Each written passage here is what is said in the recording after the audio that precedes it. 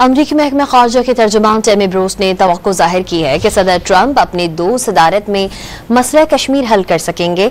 बिलावल भुट्टो की क़यादत में पाकिस्तानी वफ़द के दौरा अमरीका से मुतालिक सवालों के जवाबात में टेमी ब्रूस ने तस्दीक की कि पाकिस्तानी वफ़द ने अमरीका की अंडर सेक्रेटरी बराए सियासी उमूर एलिसन हॉकर से मुलाकात की, जिसमें एलिसन हॉकर ने पाक भारत जंगबंदी से मुतालिक अमरीकी हिमायत का इयादा किया। टेमी ब्रूस ने कहा कि सदर ट्रंप पाक भारत मसाइल मैनेज करना चाहते हैं।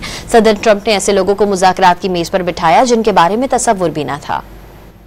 अमरीकी महकमा ख़ारजा के तर्जुमान टेमी ब्रूस ने तवक्को जाहिर की है कि सदर ट्रंप अपनी 2 सदारत में मसला कश्मीर हल कर सकेंगे। बिलावल भुट्टो की क़यादत में पाकिस्तानी वफ़द के दौरा अमरीका से मुतालिक सवालों के जवाबात में टेमी ब्रूस ने तस्दीक की कि पाकिस्तानी वफ़द ने अमरीका की अंडर सेक्रेटरी बराए सियासी उमूर एलिसन हॉकर से मुलाकात की, जिसमें एलिसन हॉकर ने पाक भारत जंगबंदी से मुतालिक अमरीकी हिमायत का इयादा किया।